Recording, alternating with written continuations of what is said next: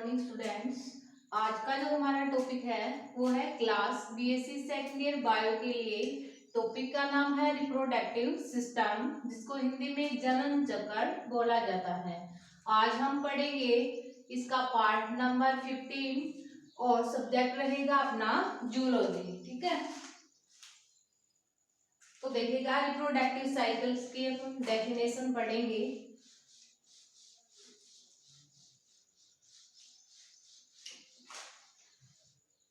हमारा टॉपिक भी यही है और पॉइंट भी यही है। आज हम क्या पढ़ेंगे? Reproductive cycle. रिप्रोडक्टिव साइकिल यानी जनन चक्र। रिप्रोडक्टिव साइकिल देखिएगा किसे बोलते हैं कि जितनी भी स्तनधारी जो फीमेल होती है और उसके जनन अंगों में जो चक्रीय परिवर्तन होते हैं उसको रिप्रोडक्टिव साइकिल कहा जाता है। रिप्रोडक्टिव साइकिल जो होता है वो ओनली फॉर ओनली जो स्तनधारी जो फीमेल होती है उसी के अंदर पाया जाता है। तो रिप्रोडक्टिव साइकिल की आप डेफिनेशन किस प्रकार लिखोगे? स्तनधारी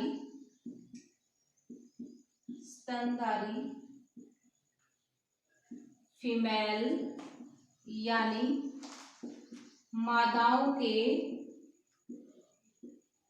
जनन अंगों में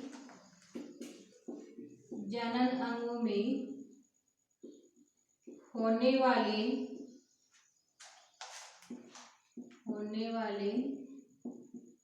चक्रीय परिवर्तनों को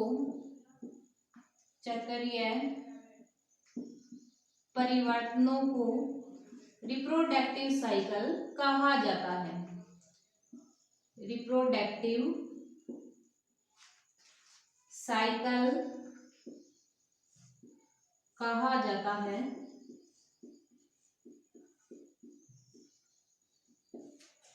तो रिप्रोडक्टिव साइकिल की डेफिनेशन आप किस प्रकार लिखोगे कि जितनी भी स्तनधारी जो फीमेल होती है और उसके जनन अंगों में जो चक्रीय परिवर्तन होते हैं क्रम वाइज क्रम, उसको क्या बोलते हैं? रिप्रोडक्टिव साइकिल कहा जाता है।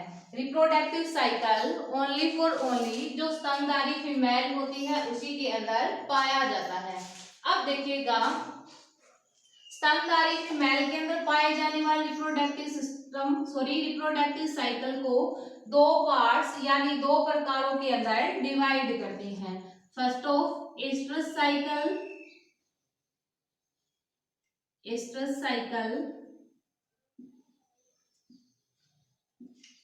यानी इसे एस्ट्रस चक्कर या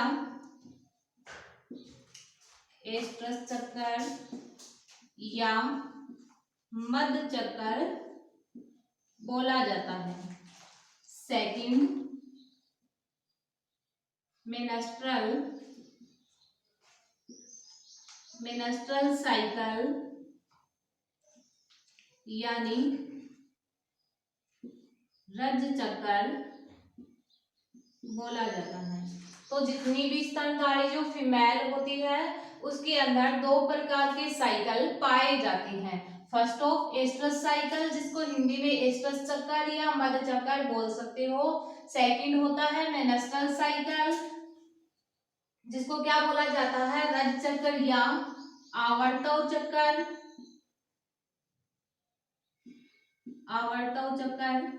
या मासिक धर्म भी कहा जाता है। अब हम फर्स्ट ऑफ बात करेंगे एस्ट्रस साइकिल की। तो देखिएगा जितनी भी प्राइमेट्स फीमेल होती है उसको छोड़ करके अन्य स्तनधारी फीमेल के अंदर या अन्य स्तनधारी फीमेल के जनन अंगों में जो चक्रीय परिवर्तन होते हैं उसको क्या बोलते हैं? एस्ट्रस साइकिल बोला जाता है। फिर से दोबारा से सुनिए कि जितनी भी प्राइमेट्स फीमेल होती है उसको छोड़ करके जितनी भी स्तनधारी फीमेल होती है उसके जनन अंगों में जो चक्रीय परिवर्तन होंगे उसको एस्ट्रस साइकिल कहा जाता है। एस्ट्रस साइकिल के अंदर ब्लड का सिक्रेशन नहीं होता। ठीक है, इसके अंदर ब्लड का सिक्रेशन नहीं होता। और ये जो फीमेल होती है जिसके अंदर एस्ट्रस साइकिल पाया जाता है वो ऋत्विक प्रजनक होती है। और इसके अंदर क्या पाया जाता है, हीट पीरियड पाया जाता है। क्या पाया जाता है, हीट पीरियड पाया जाता है। ठीक है, अब आप एस्ट्रस साइकिल की डेफिनेशन किस प्रकार लिखोगे वो देखिए। फर्स्ट ऑफ अपन पढ़ेंगे एस्ट्रस साइकिल।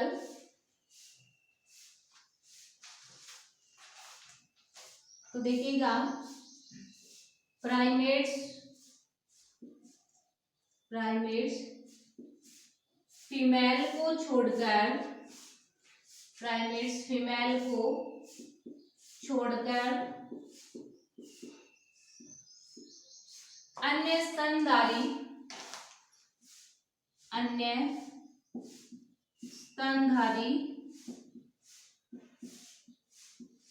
मादाओं के जनन अंगों में होने वाले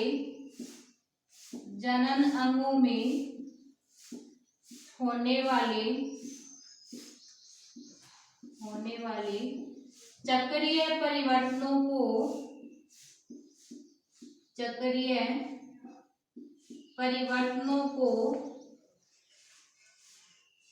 क्या बोलते हैं, एस्ट्रस साइकिल कहा जाता है। एस्ट्रस साइकिल कहा जाता है। तो एस्ट्रस साइकिल की डेफिनेशन आप किस प्रकार लिखोगे कि जितनी भी प्राइमेट्स फीमेल होती है उसको छोड़ करके अन्य स्तनधारी जो फीमेल होती है उसके जनन अंगों में होने वाले चक्रीय परिवर्तन क्या कहलाता है, एस्ट्रस साइकिल कहलाता है। एस्ट्रस साइकिल जिन फीमेल के अंदर पाया जाता है वो क्या होती है, ऋत्विक प्रजनन होती है। और उसके अंदर क्या पाया जाता है, हीट पीरियड पाया जाता है। अब एग्जाम्पल देखिएगा, गाय, भैंस और बकरी। ठीक है, एस्ट्रस साइकिल जिसके अंदर पाया जाता है गाय, भैंस और बकरी। ठीक है, अब देखिएगा जो एस्ट्रस साइकिल है वो उसको निम्न 4 अवस्थाओं के अंदर बांटा जाता है। किसको, एस्ट्रस साइकिल को। ठीक है, तो ये 4 अवस्थाएं कौन कौन सी है वो देखिएगा।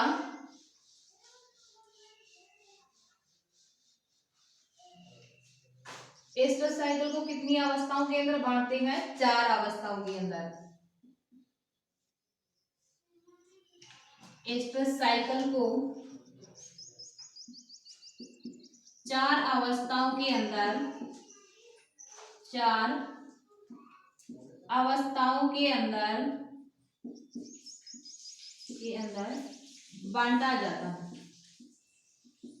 बांटा जाता है।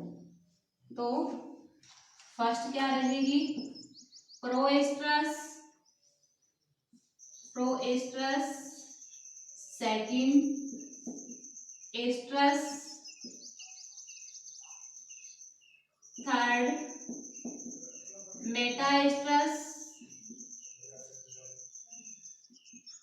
मेटाएस्ट्रस और fourth anoestrus.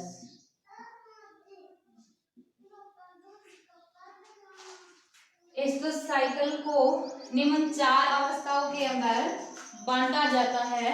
First proestrus, second estrus, third metestrus, fourth anestrus. आप हिंदी में भी लिखोगे तो ऐसे ही लिखोगे, प्रोएस्ट्रस को प्रोएस्ट्रस और एस्ट्रस को क्या लिखोगे, एस्ट्रस ही लिखोगे। इधर मेटाएस्ट्रस को मेटाएस्ट्रस ही लिखोगे। इधर ये क्या लिखोगे, एनेस्ट्रस।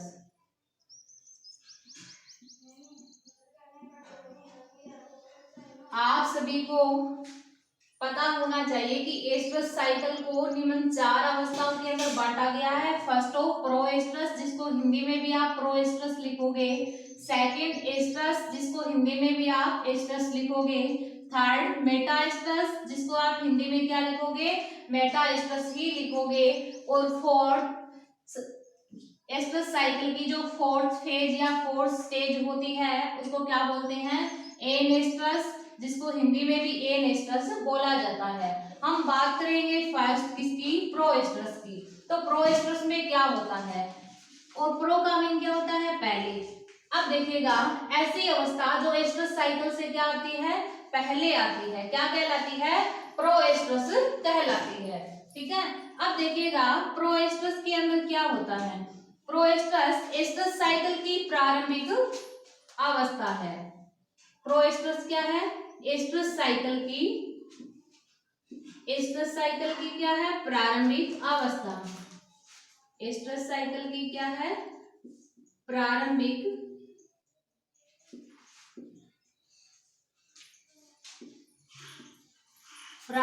क्या है? ये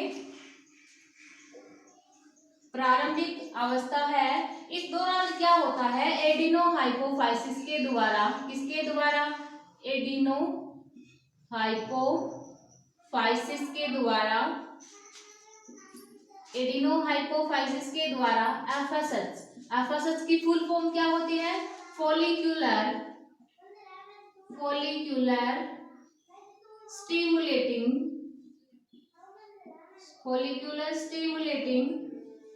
हार्मोन।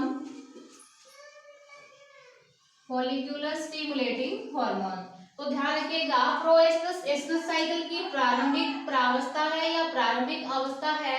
इस दौरान क्या होता है? एडिनोहाइपोफाइसिस के द्वारा एफएसएच हार्मोन यानी फॉलिक्यूलर स्टिमुलेटिंग हार्मोन का स्रावण किया जाता है।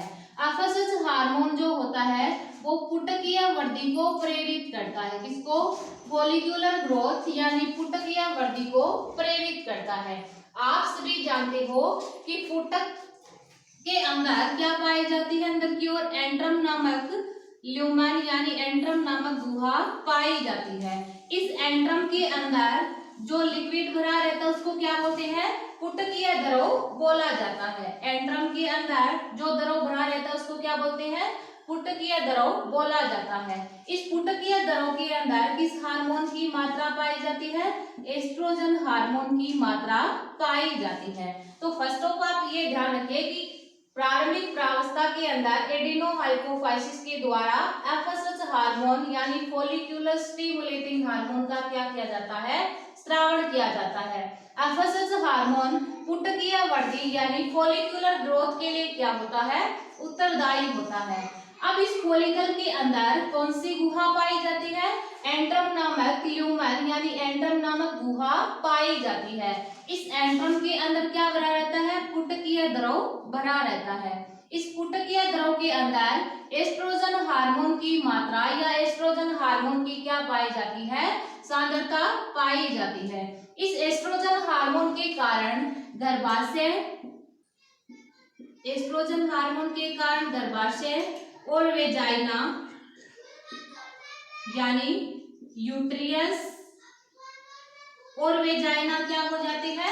संकुचित हो जाती है। एस्ट्रोजन हार्मोन की प्रेजेंस में या एस्ट्रोजन हार्मोन के कारण जो यूट्रियस और वेजाइना होती है वो संकुचित हो जाते हैं। साथ ही एक सफेद रंग के यानी व्हाइट कलर के द्रव का स्रावण होता है जिसे सैगविन्स कहा जाता है। क्या बोलते हैं इसे?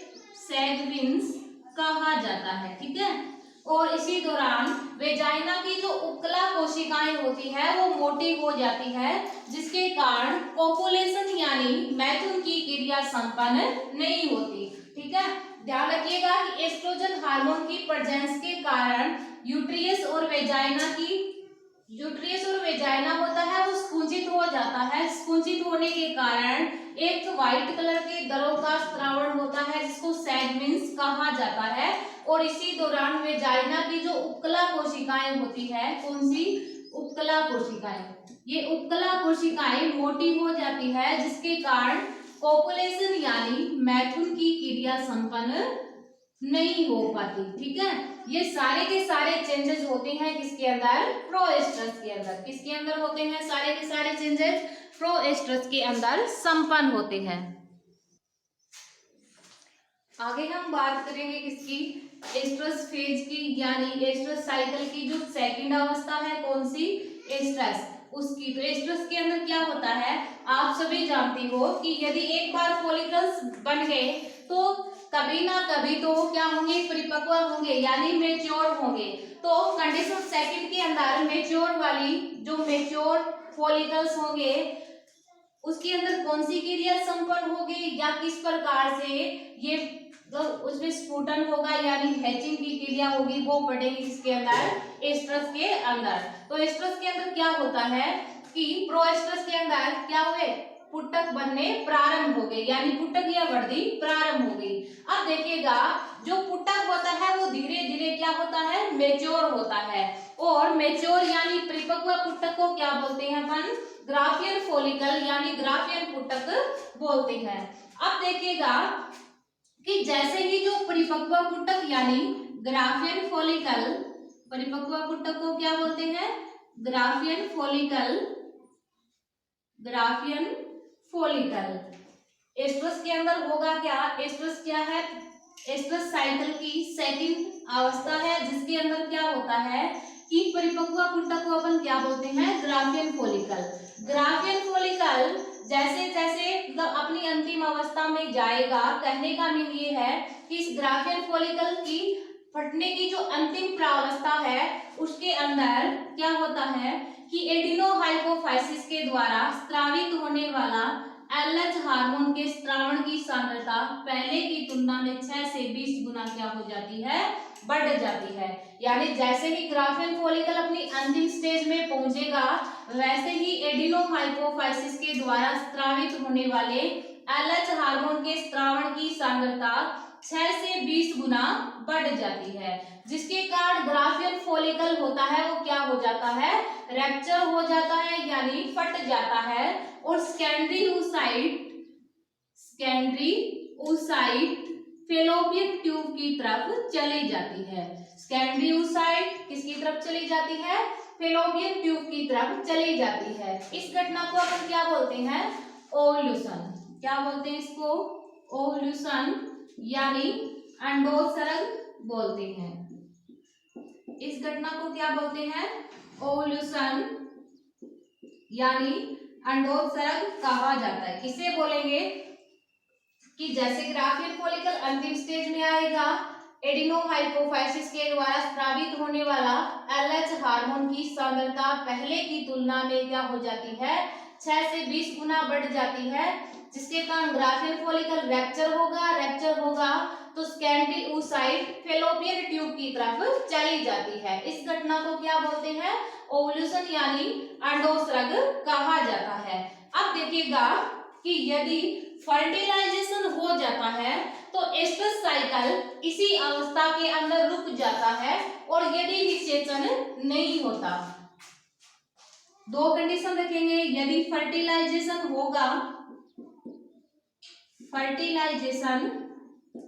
होगा यानी फर्टिलाइजेशन यदि हो जाएगा तो एस्ट्रस साइकिल होता है वो इसी अवस्था के अंदर रुक जाता है, अगली अवस्था के अंदर प्रवेश नहीं करता। और यदि फर्टिलाइजेशन नहीं हो पाता तो एस्ट्रस साइकिल होता है वो अगली प्रावस्था मेटा एस्ट्रस के अंदर क्या कर जाता है, प्रवेश कर जाता है। ये सारे के सारे जितने चेंजेस होते हैं वो किसके अंदर होते हैं, एस्ट्रस के अंदर होते हैं। आगे हम बात करेंगे किसकी, मेटा एस्ट्रस की। तो मेटा एस्ट्रस के अंदर होगा क्या, वो देखिएगा, आप सभी जानते हो कि जैसे ही ग्राफियन फॉलिकल रैप्चर हुआ सेकेंडरी oocyte किसकी तरफ चली गई, फेलोपियन ट्यूब की तरफ चली जाती है। अब देखिएगा शेष बचा हुआ जो ग्राफियन फॉलिकल होता है उसमें एक ब्लड के थक्के के समान संरचना बनती है जिसको अपन क्या बोलते हैं, कार्पस ल्यूटियम बोलते हैं। क्या बोलते हैं इसको, कार्पस ल्यूटियम कहा जाता है।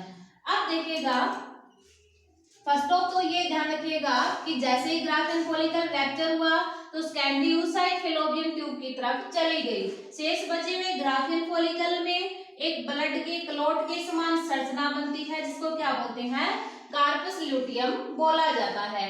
कार्पस ल्यूटियम एक साइक्लिक ग्लैंड की तरह क्या करती है, कार्य करती है। किसकी तरह, साइक्लिक ग्लैंड यानी चक्रीय ग्रंथि की तरह क्या करती है, ये कार्य करती है।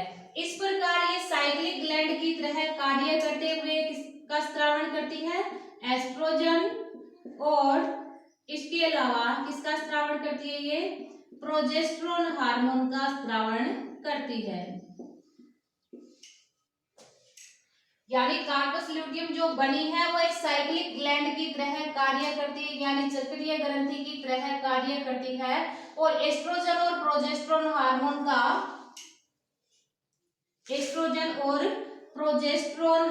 का क्या करती है? स्त्रावण करती है। ठीक है, अब देखिएगा यदि ये एस्ट्रोजन और प्रोजेस्टेरोन जो हार्मोन होता है, ये दोनों ही हार्मोन कार्पस ल्यूटियम को बनाए रखने का क्या करते हैं? कार्य करते हैं। एस्ट्रोजन और प्रोजेस्टेरोन ये जो दोनों हार्मोन होते हैं ये कार्पस ल्यूटियम को बनाए हुए रखने का कार्य करते हैं ताकि ये साइकिल होता है वो इसी अवस्था के अंदर रुका रहे। पर कार्पस ल्यूटियम तभी बनी रहेगी जब फर्टिलाइजेशन होगा। यदि फर्टिलाइजेशन होगा तो कार्पस ल्यूटियम बनी रहेगी। कार्पस ल्यूटियम बनी रहेगी तो ये दोनों हार्मोन एस्ट्रोजन और प्रोजेस्टेरोन ये दोनों हार्मोन भी क्या होंगे? बने रहेंगे। अब देखिएगा यदि फर्टिलाइजेशन नहीं होगा तो कार्पस ल्यूटियम निष्क्रिय हो जाती है। जैसे ही कार्पस ल्यूटियम निष्क्रिय हुई तो एस्ट्रोजन और प्रोजेस्टेरोन हार्मोन की मात्रा क्या हो जाती है? कम हो जाती है। कम होने के कारण वापस से एडिनोहाइपोफाइसिस के द्वारा एलएच और एफएसएच हार्मोनों का स्त्रावण क्या हो जाता है? प्रारंभ हो जाता है, जिसके कारण नया एस्ट्रस साइकिल क्या हो जाता है? प्रारंभ हो जाता है। आगे एस्ट्रस साइकिल की फोर्थ स्टेज की बात करेंगे, यानी इसकी फोर्थ जो अवस्था होती है वो कौन सी होती है? एनेस्ट्रस। एनेस्ट्रस के अंदर क्या होता है वो देखिएगा कि यह जो फेज होती है वो मोनोएस्ट्रस जंतुओं में लंबी अवधि की होती है। एक प्रजनन ऋतु से लेकर दूसरी प्रजनन ऋतु आने तक क्या रहती है? जारी रहती है। ध्यान रखिएगा कि एनेस्ट्रस जो फेज या एनेस्ट्रस जो स्टेज होती है वो मोनोएस्ट्रस जंतुओं में, कौन से जंतुओं में? मोनोएस्ट्रस जंतुओं में, जिनमें जीवन चक्र में क्या पाया जाता है? एक ही मध्य चक्र पाया जाता है, या एक प्रजनन ऋतु के अंदर क्या पाया जाता है? एक ही एस्ट्रस साइकिल पाया जाता है। तो देखिएगा एनेस्ट्रस की अपन बात कर रहे हैं तो एनेस्ट्रस मोनोएस्ट्रस जंतुओं में लंबी अवधि की होती है, जो कि एक प्रजनन ऋतु से लेकर